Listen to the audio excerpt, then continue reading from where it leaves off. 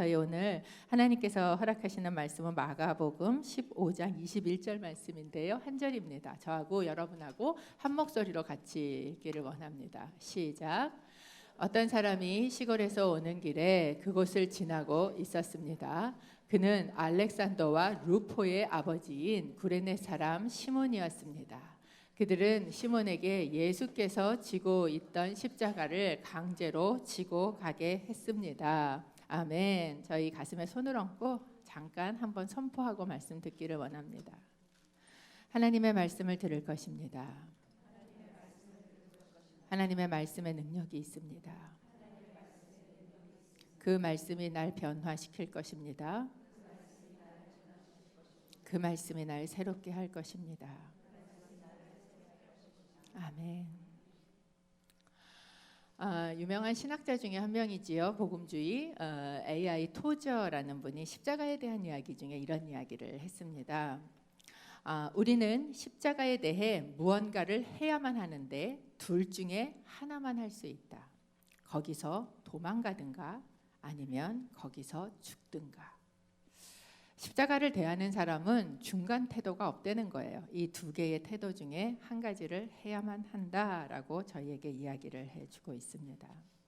십자가에 대한 이야기를 한 달 동안 이렇게 하면서 마지막으로 어떤 말씀을 하면 좋을까 고민을 했었습니다. 십자가에 대한 이야기는 사실 신앙생활을 오래 한 사람이면 얼마나 많이 들었고 얼마나 많이 알고 얼마나 많이 본 이야기입니까? 그것을 성경 속에 또는 교회 속에 있는 이야기를 어떻게 하면 좀 끌어다가 우리의 삶 가운데 갖고 들어올 수 있을까 하는 고민을 하면서 이 마지막으로 잡은 말씀이 오늘 저희가 읽은 이 본문에 있는 한 사람을 저희가 좀 묵상했으면 좋겠다 하는 생각을 했습니다. 이 사람에 대해서 만약에 예수님께 예수님, 이 사람은 예수님한테 어떤 사람이에요? 라고 물어보면 예수님께서 십자가 길에서 만난 친구야 라고 얘기하실 것 같은 사람입니다. 왜냐하면 예수님의 십자가의 길에 예수님과 함께 십자가를 져주었던 예수님께는 정말 친구 같은 사람이지 않을까 그런 생각이 드는 사람입니다. 저희가 읽은 본문 한 번만 다시 읽어보도록 하겠습니다. 시작. 어떤 사람이 시골에서 오는 길에 그곳을 지나고 있었습니다. 그는 알렉산더와 루포의 아버지인 구레네 사람 시몬이었습니다. 그들은 시몬에게 예수께서 지고 있던 십자가를 강제로 지고 가게 했습니다. 예수님께서 잡히시고 채찍에 맞으시고 그리고 또한 십자가를 지시러 골고다 길을 올라가시던 그 길에 제자들은 3년 동안 쫓아다니던 제자들은 다 예수님 옆을 도망갔습니다.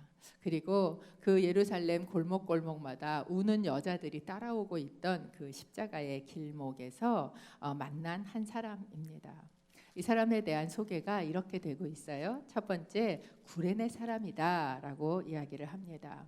구레네라는 곳은 어디냐 하면 아프리카, 북아프리카 리비아 있는 근처입니다. 그곳에 있는 한 도시가 바로 이 구레네라는 곳이에요. 당시에 유대인들은 굉장히 많이 전 세계에 흩어져 있었습니다. 디아스포라로 살았지요. 그렇게 흩어져 있던 사람들 중에 한 명이었을 것입니다. 내 성경에 보면 보통 어떤 사람을 소개할 때 누구의 아들이라고 소개를 많이 합니다. 그런데 이 구레네에 대해서 이야기를 할 때 누구의 아들이라고 얘기하지 않은 걸 보면 어쩌면 아버지는 그 북아프리카 쪽 사람이고 어머니가 유대인이지 않았을까라는 생각을 합니다. 왜냐 유대인들은 어머니가 유대인이면 유대인으로 치고 있지요. 그래서 아마 그쪽 지역에 살지 않았을까. 이게 이제 뒤에 제가 잠깐 이야기하는 부분하고도 연관이 되어 있습니다.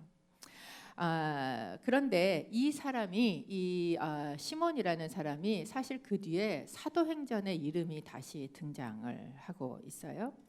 사도행전 11장 19절에 가면 예루살렘 교회에 환란이 임한 이야기에 대해서 등장을 합니다. 그 무렵 스데반의 일로 인해 핍박을 받아 뿔뿔이 흩어진 사람들은 페니키아, 키프로스 그리고 안디옥까지 건너가 유대 사람들에게만 말씀을 전하고 있었습니다. 지금 예루살렘 교회가 막 급성장을 하고 있었을 때 이 스데반을 죽이는 사건이 생기고 그것으로 인해 그 스데반 한 명을 죽이는 걸로 끝내지 않고 그리고 뭐예요? 그 신앙생활을 하고 있었던 예루살렘 교회까지 큰 핍박이 임하게 됐다는 거예요. 그래서 사람들이 다 그 지역으로 뿔뿔이 교회 사람들이 흩어지기 시작을 했습니다. 마치 저희 어제 저녁에 본 그 주기철 목사님의 산정형 교회에 핍박이 임하니까 사람들이 결국 교회를 문을 닫게 되고 사람들이 여기저기 흩어지는 것 같은 그런 모습이지요. 그렇게 흩어져서 이 사람들이 어떻게 했냐면 그 지역으로 다 흩어졌는데 유대 사람들에게만 이제 막 말씀을 전한 거예요. 같은 유대인들이 동족들이니까 그 회당에 가서 그 사람들에게 말씀을 전했어요. 그런데 20절에 이어져서 뭐라고 이야기를 하냐 하면 그런데 그 가운데 키프로스와 구레네 출신인 몇 사람은 안디옥으로 들어가 그리스 사람들에게도 주 예수의 복음을 전하기 시작했습니다. 그러니까 이 유대 지역에 예루살렘 지역에 근거지를 갖고 있었던 사람들은 유대 사람들에게 말씀을 열심히 전했는데 사실 이방 지역에서 온 사람들 키프로스 거기 가운데 있던 섬이죠. 또는 아프리카 지역 구레네에서 온 사람들은 근데 이 사람들이 같이 그 예루살렘 교회 일원이었다는 거예요. 그리고 이 사람들이 흩어져서 그곳에 가서는 이방인들, 헬라인들, 그리스인들에게도 복음을 전했다라는 이야기가 사도행전에 나옵니다. 그리고 이 복음을 전한 걸로 인해서 사람들이 수많은 사람이 예수를 믿는 그런 결과가 나타났어요. 그래서 안디옥이라는 지역에 교회가 생기게 됐습니다. 그러니까 예루살렘 교회에 보내서 이쪽 지역에 사람이 너무 많이 생겨서 이제 교회를 만들게 됐는데 이 교회를 심호할 목사님이 필요합니다. 이렇게 안디옥 교회에 연락을 하니까 안디옥 교회에서 누구를 파송했냐 하면 바나바를 파송을 했습니다. 그래서 바나바가 안디옥 교회에 이제 심우를 하러 목사님으로 가게 된 거예요. 그리로 가면서 이 바나바가 누구를 가서 데리고 왔냐 하면 당시 금방 개종했던 정말 이 핍박, 지금 핍박 때문에 사람들이 흩어졌는데 이 핍박의 한가운데 중심에 있었던 사울이라는 사람을 가서 데리고 와서 같이 사역자로 초빙을 했어요. 그래서 안디옥 교회에 사역자로 사울과 바나바가 가게 된 이야기가 바로 이 사도행전에 등장하고 있습니다. 그러면서 이제 이 안디옥 교회가 이후에 등장하는 모든 선교의 중심지가 되는데 파송교회가 되는데 그때 그 교회의 리더십에 대한 소개를 사도행전 13장 1절에 하고 있습니다. 저희가 좀 함께 읽어볼까요? 시작. 안디옥 교회에는 예언자들과 교사들이 있었습니다. 바나바, 니게르라 하는 시므온, 구레네 사람 루기오, 분봉왕 헤롯 안티파스와 어릴 때부터 함께 자란 마나엔 그리고 사울이었습니다.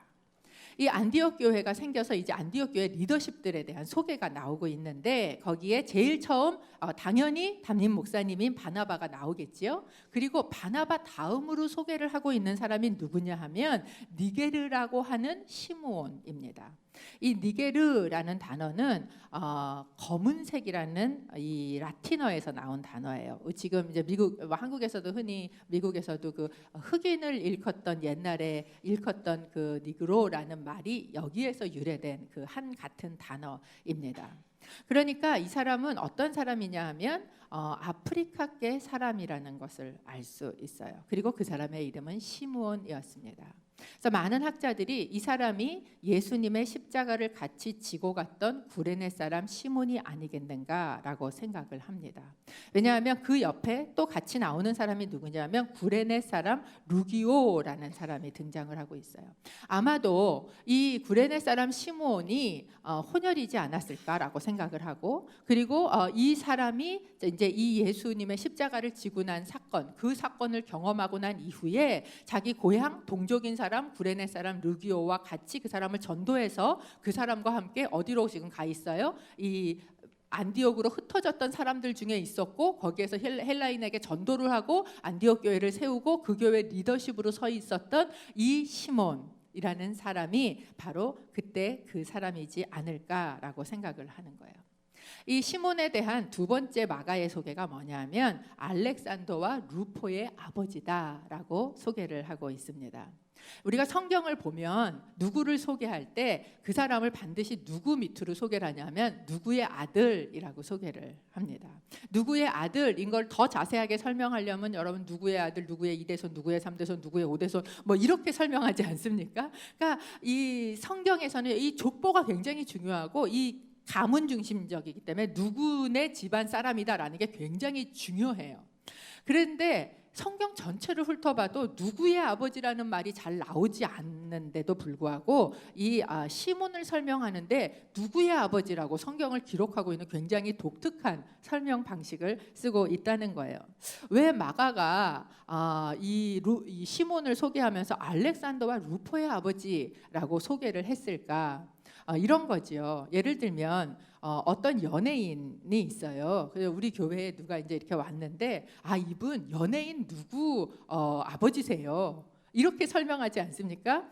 뭐 예를 들면 저희 이제 어머니가 오셨으면 그러면 전부 이렇게 얘기하면서 김미정 목사님 어머니예요. 이렇게 소개를 하잖아요. 왜 그래요?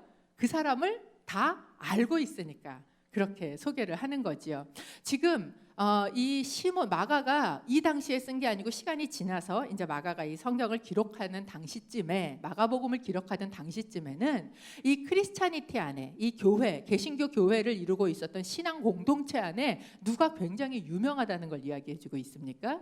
시몬의 아들인 알렉산더와 루포가 굉장히 유명해지고 있다는 거예요. 그래서 이걸 기록하면서 니네가 알고 있는 알렉산더와 루포 있지? 걔네의 그 사람들의 아버지가 시므온인데 이 사람이 이런 일을 했었어. 사람들은 그때 당시를 옆에서 보지 않아서 모르니까 이렇게 기록하고 있는 것이지요. 그래서 굉장히 다르게 바꿔서 누구의 아버지라고 이 사람을 소개하고 있습니다.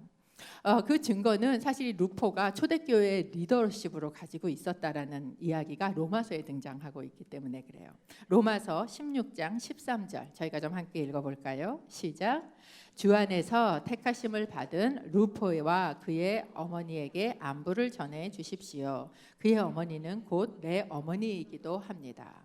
사도 바울은 로마서를 쓸 때 로마에 가본 적이 없습니다. 그래서 로마 교회 그런데도 불구하고 로마 교회의 중심적인 위치를 차지하고 있었던 사람들에 대해서 다 많이 알고 있었고 로마서 마지막에 그 사람들에 대한 안부를 전하고 있지요. 근데 그 중에 나오는 사람이 누구냐면 주 안에서 택하심을 받은 루포와 그의 어머니에게 문안해 주십시오라고 이야기를 합니다.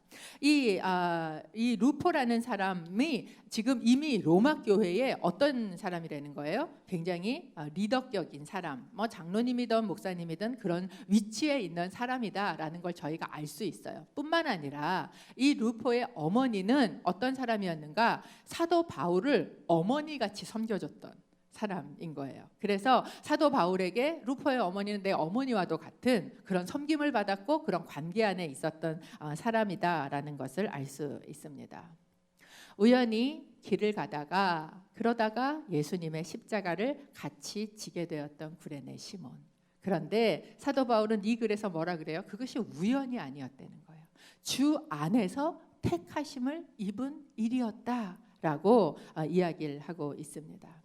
이 시몬의 그 사건으로 인해서 시몬의 아내도 그의 두 아들도 온 가족이 구원을 얻을 뿐만 아니라 하나님 나라 안에서 굉장히 하나님을 섬기는 자로 또한 사역자로 그렇게 쓰임을 받았다라는 것을 보여주고 있어요. 어떻게 이런 일이 일어나게 됐나 하는 것을 저희가 오늘 함께 살펴보는 것입니다. 아마 그날 아침 예수님이 십자가를 지고 가시던 그날 아침에 일어나서 세수를 하고 거울을 쳐다보고 머리를 다듬던 이 구레네 시몬은 그날 이후 자기의 삶이 이렇게 바뀔 거에 대해서 전혀 예상하지 못했을 거예요. 우리의 삶에 어떤 결정적인 터닝 포인트들이 찾아옵니다. 그런데 그런 결정적인 터닝 포인트가 올 거라고 예상하는 사람은 아무도 없어요. 그런데 그런 사건을 만나고 그리고 그 사건을 통해서 내 삶이 180도로 바뀌어지게 되는 그런 일을 경험한다라는 것입니다. 그날 아침에도 이 구레네 시몬은 애들을 막 씻겨서 이제 데리고 나가는 준비를 했을 거예요. 왜냐하면 당시에 이 전 세계에 흩어져 있던 디아스포라들은 신앙의 고백의 차원에서 또는 신앙의 전수의 차원에서 그래도 한번 꼭 해야 되는 것이 뭐였냐면 성지 순례 길이었습니다. 지금도 이슬람들이 그것을 오축이라는 거 안에 꼭 넣고 있어요. 그래서 이제 6월절이나 이런 뭐 큰 절기가 되면 전 세계에 흩어져 있던 그 유대인들이 다 그리로 모여듭니다. 예루살렘 길을 가보신 분들은 알겠지만 그렇게 큰 길이 아니에요. 그러니까 그 길에 많은 몰려온 사람들이 이제 와서 복작복작 다니고 있는 거예요. 그러니까 이 북아프리카에서 예루살렘까지 몇 달이 걸려야 되는 거리입니다. 아마 벼르고 별러서 애들을 데리고 내가 신앙교육을 시켜야지 그리고 아마 왔을지 모르겠어요. 그래서 애들을 데리고 그리고 이제 와서 거기에서 그 성지 순례를 이제 하는 거죠. 예루살렘을 보여주고 성전을 보여주고 아마 설명했을 거예요. 여기가 다윗이 어떻게 했고 솔로몬은 어땠고 뭐 이런 이야기를 애들한테 막 설명을 해주면서 그 길을 걸어가고 있었을 겁니다.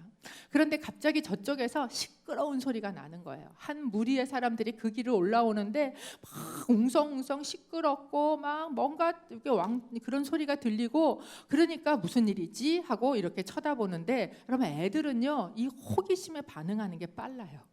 그러니까 아빠 무슨 일이 났나 봐요 이러더니 이 아들들이 쏜살같이 그 뒤로 막 이제 가는 거지요. 그리고 뭐 조그마니까 사람들 틈새로 쏙쏙쏙쏙 그러면서 무슨 일이 있나 그리고 그 앞으로 막 달려 들어갔을 것이 상상되지 않습니까?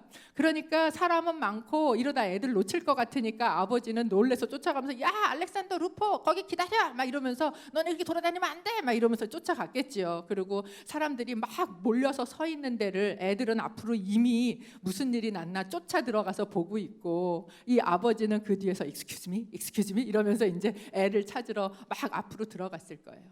애들이 사람들을 밀치고 그 틈새로 해서 앞으로 딱 들어가서 그 앞에 서서 보니까 무슨 일이 그 앞에 벌어지고 있는가? 피투성이가 된 한 사람이 바닥에 쓰러져 있는 거예요. 정말 살점이 다 뜯겨져 나가게 피투성이가 돼서 맞은 한 사람이 바닥에 쓰러져 있고 그 옆에는 큰 십자가가 옆에 눕혀져 있어요. 그리고 이 군인들은 여전히 채찍을 들고 그 쓰러진 사람을 때려가면서 일어나서 빨리 십자가를 지라고 소리를 치고 있는 그 광경을 아이들이 그 앞에 가서 목격하게 된 거예요. 얼마나 놀랐을까요? 무슨 일이 생겼나 하고 앞으로 갔는데 피투성이가 돼서 맞고 있는 사람을 본 순간 아마 이 아들 둘이요 너무 놀래서 꼼짝을 못하고 그 자리에 이렇게 프리즈 돼서 서 있었을 것 같아요. 그러니까 이 애들을 찾으러 막 쫓아온 이 아버지 루포가 사람들을 이렇게 미치고 그 앞으로 나가서 그 아이들을 막 안으면서 이제 안심을 시키게 괜찮아 이러면서 안심을 시키지 않았겠습니까? 그렇게 다른 무리들보다 조금 앞에 나와 서 있었던 구레네 시몬, 거기에다가 북아프리카에서 와서 굉장히 건장하고 거무튀튀하고 운동도 잘하고 힘도 있을 것 같이 생긴 이 구레네 시몬이 누구의 눈에 들어왔는가? 채찍을 들고 때리던 군인의 눈에 들어온 것입니다. 안 그래도 빨리 올라가서 십자가 못 받고 집에 가서 좀 쉬어야 되는데 이 죄수가 자꾸 쓰러지고 눕고 시간이 길어지는 거예요. 이러다가 퇴근 시간 못 맞추겠네 싶은 거지요. 그러니까 짜증은 올라가고 자꾸 때리고 일어나서 지고 가라 하는데 못 지고 가니까 눈에 애를 찾으러 앞에 나와 있었던 눈에 띄는 그 구레네 시몬, 그 시몬을 향해서 손가락으로 딱 가리치면서 야 거기 너 와서 이 십자가 같이 져라고 이야기했다라는 겁니다.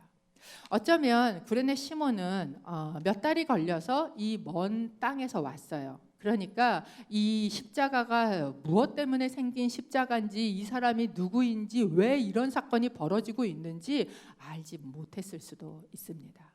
그런데 그것을 져야 되는 상황이 된 거예요.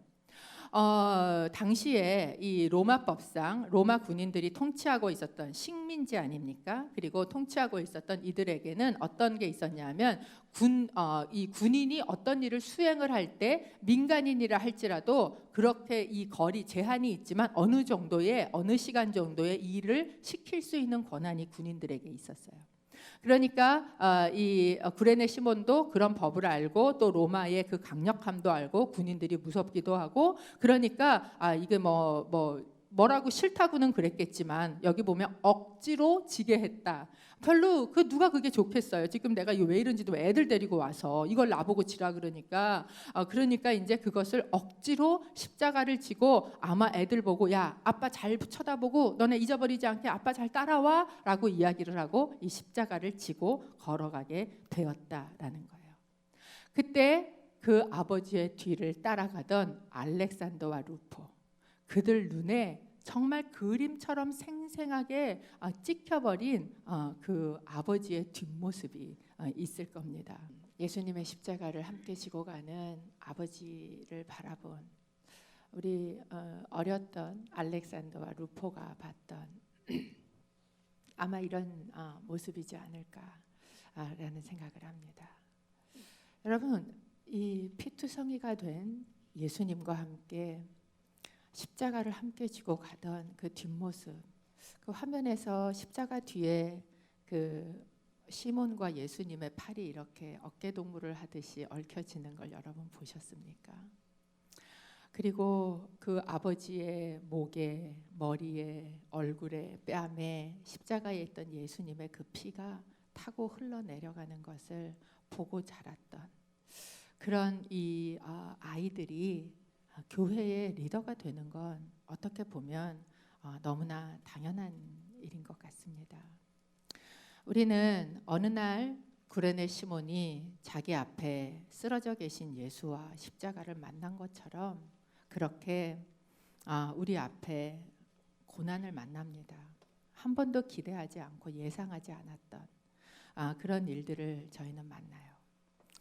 어느 누구도 고난을 환영하는 사람은 없습니다. 십자가는 억지로 지는 거지요. 그럼에도 불구하고 도망가지 않고, 그리고 그 십자가를 꾸역꾸역 짊어지고 그 산길을 올라가던 그런 그 부모님의 뒷모습을 보고 자란 자녀들은 십자가를 진다는 게 어떤 건지에 대해서 말하지 않아도 배우게 되는 것 같습니다.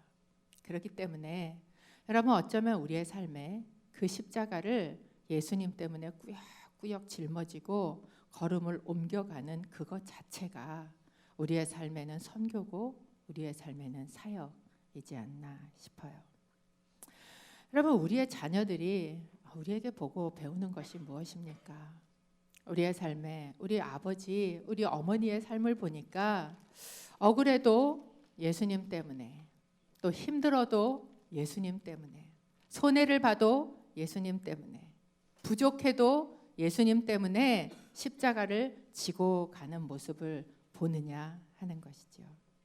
피투성이가 된 예수님과 함께 그 십자가를 지고 가기에 우리 아버지의 머리에, 또 그 뺨에, 목덜미에 예수님의 피가 방울방울 흘러 떨어지는 것을 보는가 하는 것입니다.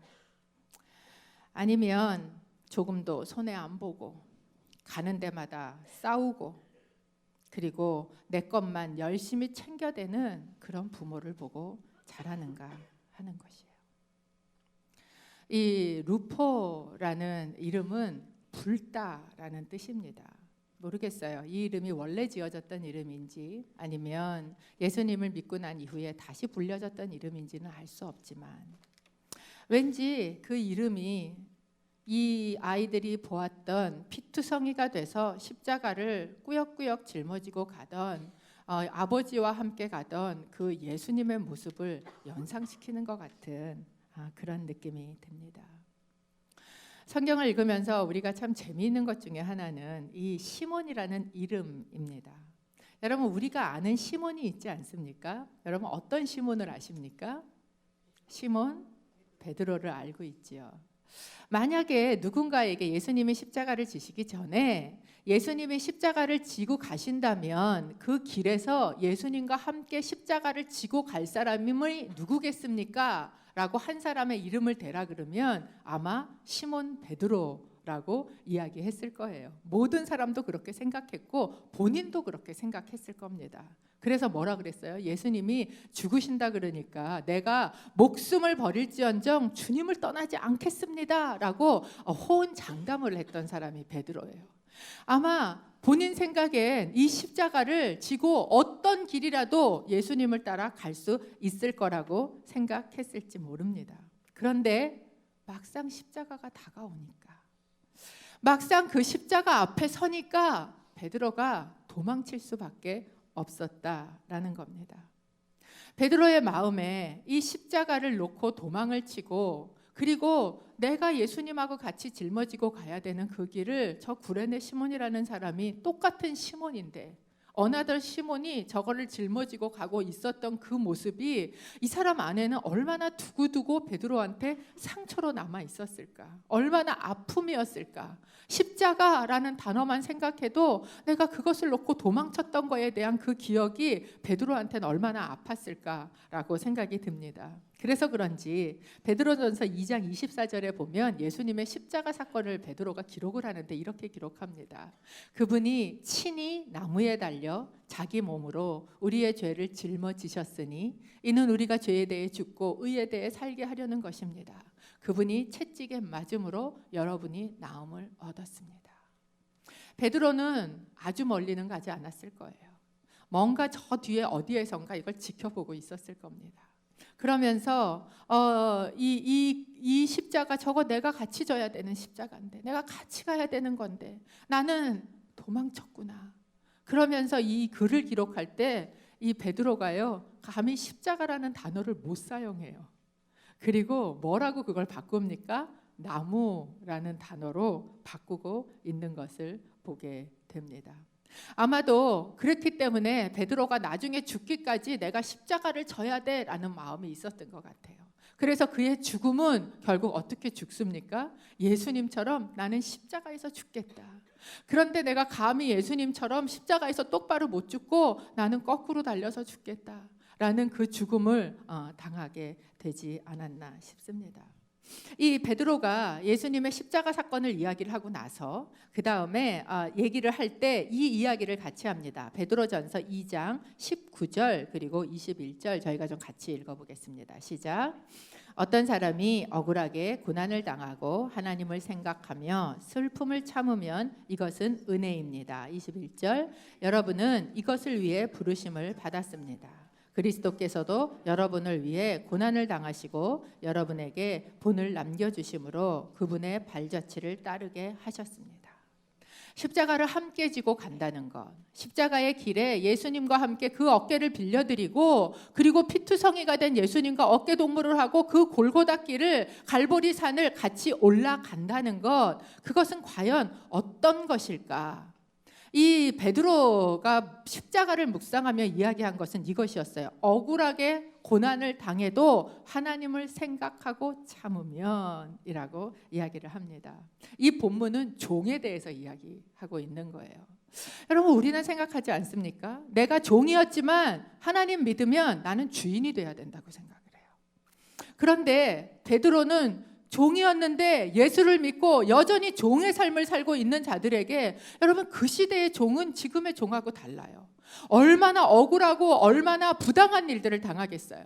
그런데 그렇게 억울하고 부당하고 좋은 주인뿐만 아니라 까다로운 주인 밑에서 있는 너희들에게도 내가 이야기하는데 예수 그리스도 때문에 그의 발자취를 쫓아가도록 우리가 부르심을 받았기 때문에 예수님이 그 모든 것 안에 잠잠히 입 다무시고 욕을 당해도 그걸 당하신 것처럼 너희가 그것을 참으면 그러면 너희는 이 십자가의 길을 발자취를 따라가고 있는 것이다 라고 저희에게 이야기하고 있습니다.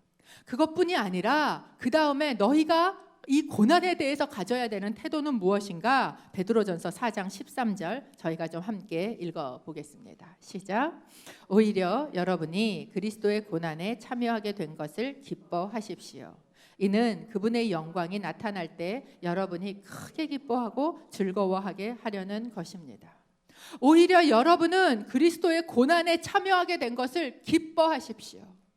아마 구레네 시몬은 그 십자가를 지는 거에 반항했을 거예요. 왜 내가 이걸 져야 돼? 마치 우리 앞에 있는 고난을 만날 때 우리가 가지는 태도랑 똑같지요. 왜 내가 예수도 믿는데, 왜 내가 잘못한 것도 없는데 왜 나한테 이 십자가를 지라고 해? 나한테 왜 이런 일이 있어? 라고 우리는 이야기하게 됩니다. 그런데 베드로는 우리에게 얘기해줘요. 십자가 같이 지는 거 그게 복이야. 그게 은혜야. 그게 기뻐할 일이야. 그것을 베드로가 이야기해주고 있다라는 거예요. 여러분 이 초대교회에 교회가 가지고 있었던 신앙의 중심은 갈보리였습니다. 십자가였어요. 그런데 이 신학이 점점 발전해 나가면서 이 중심이 갈보리에서 어디로 옮겨가기 시작을 했냐면 오순절로 옮겨가기 시작을 했습니다. 마치 예수를 믿는 것, 갈보리 위에서 십자가를 바라보는 것은 뭔가 우물하고 맨날 너무 슬프고 교회만 하면 짜야 되는 것 같고 그건 패배주의인 것 같고, 그런데 이 중심을, 무게중심을 오순절로 옮겨버리고 나니까 성령이 임한 그래서 능력이 있고 번영을 하고 이런 신학으로 이 신학의 중심점이 옮겨가 버렸다라는 거예요. 그런데 여러분, 십자가 없이는 성령이 없습니다. 고통이 없이는 승리가 없어요. 대가가 없이는 변화도 없습니다. 아마 이 시대에 교회들이 회복해야 하는 이 신앙의 중심점은 저는 갈보리 중심점이라고 생각을 합니다. 제가 어제 주기철 목사님의 영화를 이렇게 보면서 이 시대에 우리가 저것을 다시 보고 해야 하는 것은 무엇인가? 주기철 목사님의 기도문이 나오더라고요. 주님, 그렇게 낮아졌는데 나는 어떻게 낮아져야 할까요? 주님이 그렇게 죄인들의 발을 씻기셨다면 저는 문둥병자의 발이라도 핥아야 할까요?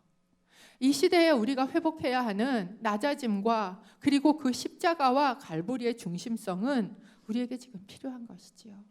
십자가 지는 거 없이 승리하는 것, 십자가 지는 거 없이 영성 훈련 받는 것, 십자가 지는 거 없이 성령의 권능을 구하고 은사를 구하는 것, 여러분, 이것은 모래 위에 집을 짓는 것과 마찬가지이기 때문에 그렇습니다. 어느 날 바람이 불기 시작하면 그것이 다 무너져 내리는 것을 저희가 보게 된다라는 거예요. 그렇기 때문에 여러분 삶에 우연히 만난 것 같은 그 십자가, 우연히 마주친 것 같은 내 앞에 쓰러져 계신 예수 그리스도, 그분을 볼 때 도망가지 마시기를 바랍니다. 일어서서 그 십자가를 예수님과 함께 짊어지고 가시기를 바랍니다. 사실 여러분 한번 생각해 보십시오. 예수님의 십자가를 내가 같이 짊어져 드리는 것 같아요. 그런데 그것을 짊어지고 가면서 어쩌면 구레네 시몬도 그것을 깨달았던 것 같아요. 그 십자가를 내가 예수님 걸 같이 짊어지고 가지라고 걸어가는데 한 걸음 한 걸음 옮기면서 예수님의 피가 나를 적시면서, 그러면서 내가 깨달아지는 건 뭐예요? 이 십자가가 내 거구나. 예수님 십자가를 내가 짊어져 주는 줄 알았는데 사실은 예수님이 내 십자가를 짊어지고 가시는 거였구나. 예수님 우리에게 말씀하셨어요. 너희가 나를 따르려거든 자기를 부인하고 자기 십자가를 지고 나를 따를지니라. 우리가 거기에 예수님만큼의 대가를 치르지 않습니다. 그럼에도 불구하고 예수님 다 치르셨으니까 나는 그냥 그 뒤에서 노래 부르면서 따라가는 게, 그게 예수님 따라가는 게 아니다라는 걸 쿠레네 시몬이 보여주는 것 같아요. 어쩌면 그 예수님의 피투성이가 된 십자가를 내가 같이 짊어지고, 그리고 그 예수님과 함께 어깨동무를 하고 예수님이 흘린 그 피가 나를 타고 흘러내리고 내 뺨과 내 어깨와 내 머리에 흘러내리는 것을 내가 체험하면서 오늘도 그 십자가를 지고 걸어가는 것, 그것이 오늘 우리가 주님을 따라가는 거 아니겠습니까? 여러분 앞에 만나진 십자가는 어떤 거가 있으세요? 그래서 피해서 도망가고 싶은 그 십자가는 어떤 거가 있으십니까? 주님께서 오늘 저에게 물어보시는 것 같아요. 일어서라. 십자가 질 수 있겠니? 다 네가 하는 거 아니야. 내가 해. 그런데 그 길에 나랑 몇 걸음, 나랑 얼마 동안 꾸역꾸역 내 거를 지고 같이 갈 수 있겠니? 그 십자가를 지는 모습이 우리의 자녀들에게도 예수님을 보여주는 가장 강력한 방법임을 믿습니다.